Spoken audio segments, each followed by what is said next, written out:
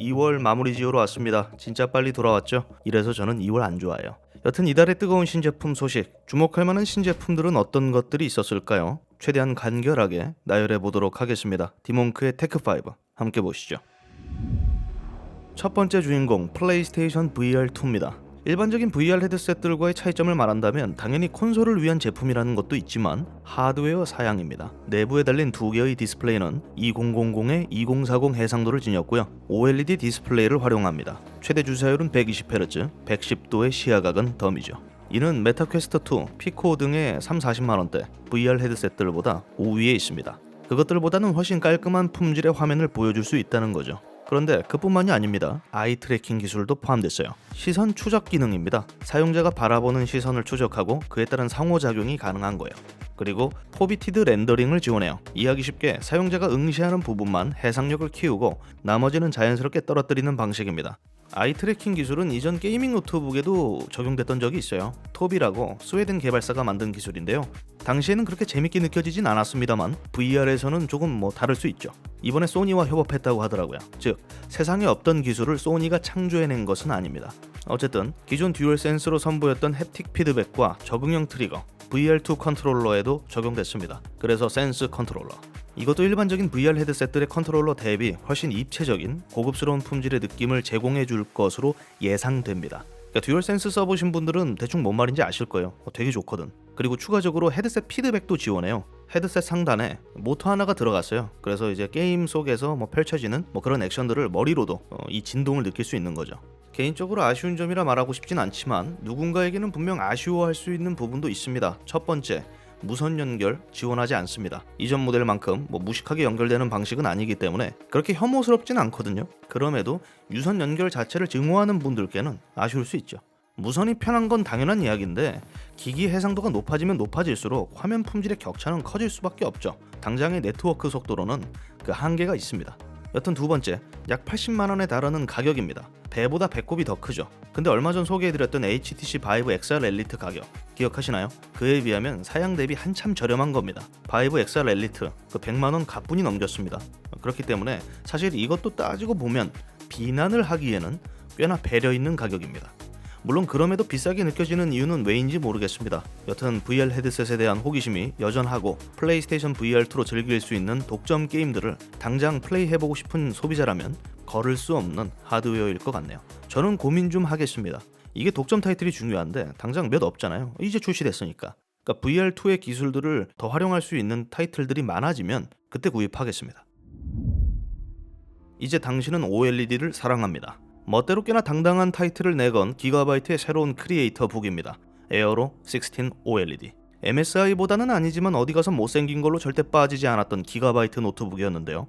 이번엔 제법 잘 빠졌습니다. CNC 밀링으로 가공된 알루미늄 유니바디, 수천 개의 CNC 컷, 88개의 세부 공정을 통해 336시간에 걸쳐 깎아낸 바디라고 해요. 이렇게 말하니까 되게 성의 있게 느껴지네요. 이전 에어로도 분명 개선된 느낌이었지만 그럼에도 그 특유의 투박함이 있어가지고 딱히 이게 눈에 띄진 않았거든요. 이번 거는 진짜 확실히 달라 보입니다. 당당했던 OLED 디스플레이 이야기를 해보겠습니다. 16인치 16:10 비율 4K 플러스 해상도를 갖고 있고요. 최대 주사율은 60Hz, 배사 디스플레이 HDR 600 트루 블랙 인증 제품입니다. 완벽에 가까운 블랙을 표현할 수 있는 디스플레이라는 거죠. 근데 SDR 밝기에 대한 언급은 없습니다. 이전보다 여러 방법으로 완화시켰다고 한들 OLED는 패널 특성상 번인에 대한 우려가 있을 수밖에 없거든요. 그렇기 때문에 이 밝기 제한은 피할 수 없습니다. 그래서 이런 OLED 디스플레이 같은 경우에는 SDR 밝기 값도 굉장히 중요한 부분이라고 보는데 대부분의 제조사들이 SDR 밝기에 대해서는 언급을 피하려고 하죠. 어두우니까. 아무튼 HDR 설정 시 최대 600니트 이상의 밝기를 갖고 있다고 합니다. 이전 모델들을 고려했을 때 이번에도 역시 삼성 OLED 패널이 적용된 것으로 추정되고요. 색 재현율은 DCI P3 100%, 컬러 정확도는 델타 2, 1 값을 충족합니다. 델타 값은 낮을수록 좋습니다. 1 미만은 유저가 감별할 수 없어요. 일반적인 크리에이터가 쓰기에는 제법 과한 수치입니다만 좋은 게 좋은 거죠. 나머지 사양 간단하게 요약하겠습니다. 최대 13세대 인텔 코어 i9 프로세서, 엔비디아 지포스 RTX 4070이 탑재됩니다. TGP 값이 105W예요. 괜찮아요. 메모리는 DDR5 64GB고요. 스토리지는 1TB입니다. 역시 어지간한 크리에이터들에게 절대 부족하지 않은 사양입니다. 무게는 2.1kg, 두께는 1.8cm로 요것도 뭐 그렇게 나쁘진 않죠. 물론 무게와 두께를 고려하면 크리에이터 입장에서는 또 애플 맥북 프로와 좀 상당히 저울질을 할 수밖에 없는 뭐 그런 제품이 될 것 같은데요. 맥북으로는 게임을 못 하잖아요. 솔직히 그게 좀 크잖아요, 게임 좋아하시는 분들한테. 구체적인 국내 출시일과 가격은 아직 공개되지 않았습니다. 32GB 메모리가 탑재된 모델이 미국 아마존에서 2299달러에 판매되고 있습니다. 약 300만원. 훌륭한 품질의 디스플레이를 담아낸 것 치고 꽤나 만만한 가격대입니다. 물론 국내 출시되면 이거보다는 훨씬 비싸겠지만 기가바이트 마니아 혹은 또 게임 좋아하는 크리에이터 분들에게는 좋은 대안이 될 수 있을 것 같네요. 삼성전자도 새로운 노트북을 내놨습니다. 너무 여러 가지를 내놨어요.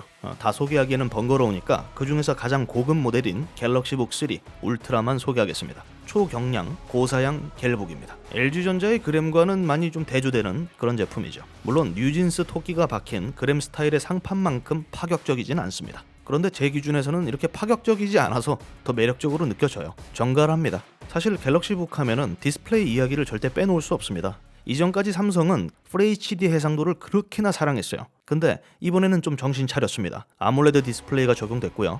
최대 해상도가 3K입니다. WQX UA 플러스 해상도죠. 16:10 비율, 게다가 120Hz의 주사율까지 지원합니다. 컬러 볼륨은 DCI P3 120%.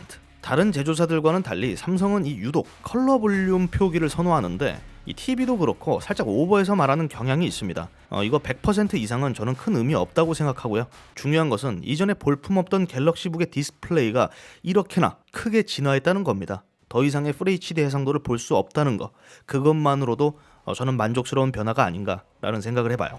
제품 사양도 나쁘지 않습니다. 최고 사양이 13세대 인텔 코어 i9인데 H 프로세서가 적용됐어요. 저전력 프로세서 아닙니다. 그리고 GPU도 지포스 RTX 4070이 적용됐습니다. 물론 TGP 값이 약 60W라는 점은 유감입니다. 굉장히 나약한 퍼포먼스를 지닌 GPU가 들어간 거죠. 뭐 없는 것보다 낫습니다. 나머지는 뭐 LPDDR5 32GB 메모리, 스토리지는 1TB입니다. 전체적으로 이전 갤럭시북을 생각하면 정말 많이 좋아진 거예요.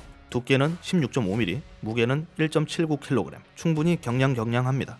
제가 보기에는 이 경량화를 위해서 이 GPU 쪽에 힘을 뺀 것은 아닌가라는 추측을 해봐요. 괜히 딴짓했다가 또 비판을 받을 수 있기 때문에 삼성은 좀 이런 안정적인 선택을 한 걸로 추정됩니다. 결론적으로 저는 이번 시즌 노트북은 LG전자보다 삼성전자에게 손을 들어주고 싶네요. 얼마일까요? 360만원부터 시작됩니다. 생각보다 많이 비싸네요. 삼성 마니아분들은 구매하시면 되겠습니다.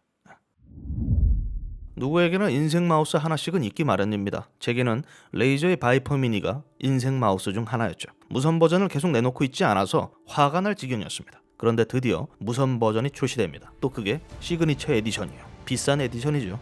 지금까지 레이저가 내놓은 마우스 중 가장 가벼운 49g의 무게를 지녔습니다. 카메라 바디처럼 마그네슘 합금 소재를 활용했고요. 보다 공격적인 무게 감소를 위해 셰시는 허니콤 디자인으로 설계했습니다.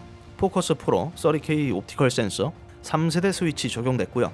레이저 하이퍼스피드가 적용된 진짜 무선 모델입니다. 배터리 수명은 약 60시간. 흥미롭게도 기존 레이저의 무선 독과는 모두 호환되지 않습니다. 어처구니 없군요.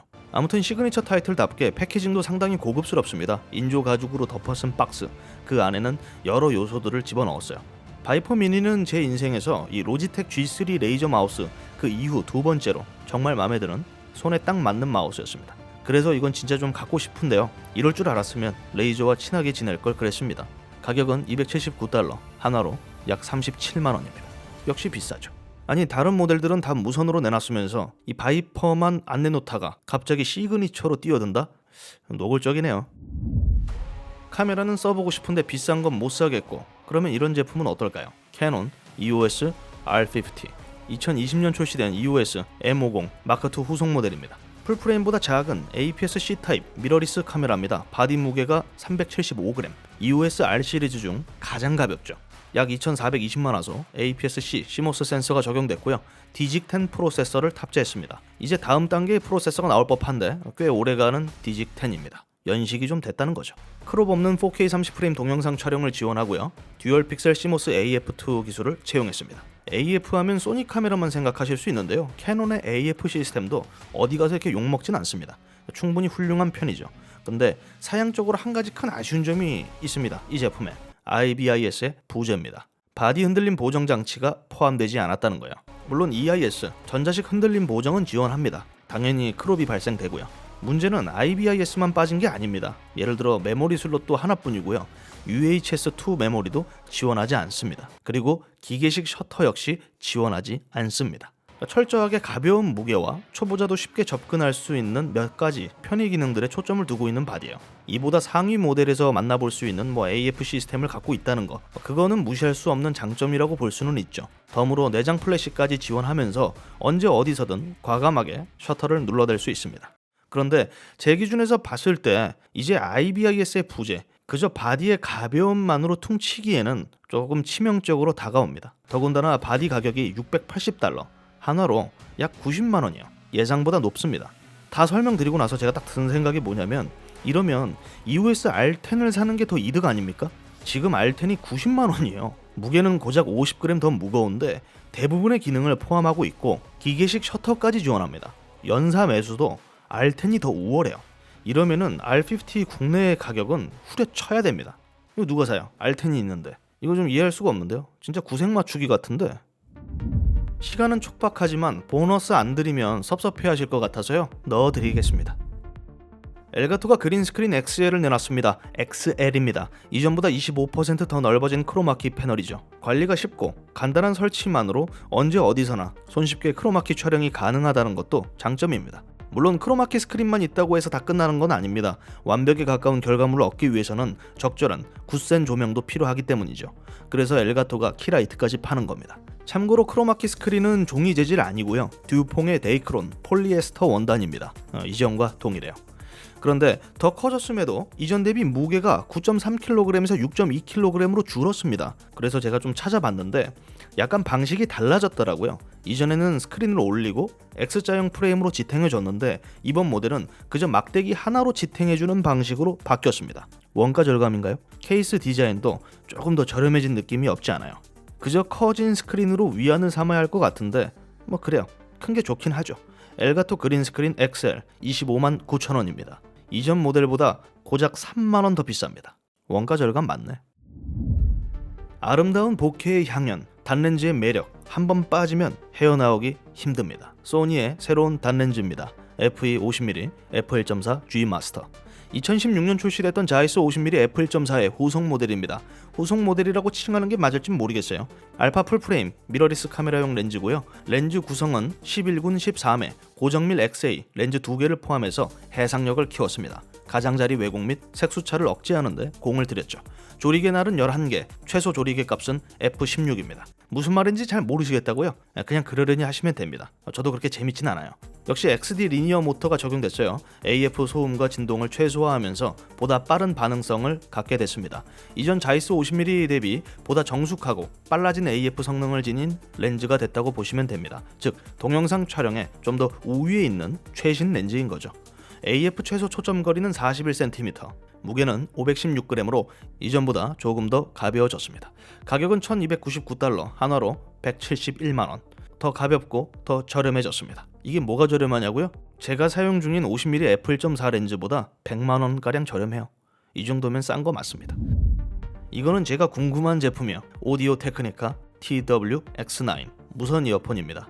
LG전자만 관심 있는 줄 알았는데 이 녀석도 UV 살균 시스템을 더한 케이스가 함께합니다. 꽤나 감각적이고 우아한 디자인의 이어버드가 눈길을 사로잡습니다. 5.8mm 다이나믹 드라이버를 채용했고요. 주파수 범위는 10에서 40kHz입니다. 범위는 넓은데 드라이버 크기가 생각보다 작아요. LDAC는 지원하지 않지만 그에 대항하는 aptX 어댑티브 오디오 코덱은 지원합니다. 고음질 음원을 재생하는데 문제없다는 이야기죠. 그러면서도 소니의 360 입체 음향 기술은 포함하고 있습니다. 오디오 테크니카는 2개의 초소형 MEMS 마이크를 활용하는 노이즈 캔슬링 품질을 아주 크게 자랑하고 있습니다. 죄다 자신들이 최고 수준의 노캔이라고 떠들기 때문에 이제 누구 말이 맞는지 모를 정도인데요. 아무튼 대중교통, 사무실 등 5가지의 노캔 프리셋을 제공하고 주변 소음을 측정해 최적의 노캔 레벨을 만들어주는 맞춤형 모드 역시 포함되어 있습니다. 연속 음악 재생 시간은 약 6시간, 케이스 포함 최대 18시간입니다. 배터리 수명은 그렇게 길지 않아요. 근데 여기서 중요한 거는 이게 노캔이 적용된 상태로 측정된 배터리 수명인지 별다른 표기가 되어 있지 않습니다. 노캔을 켜고 사용했을 때 실제 음악 재생 시간은 6시간보다 한참 짧을 수 있다는 거죠.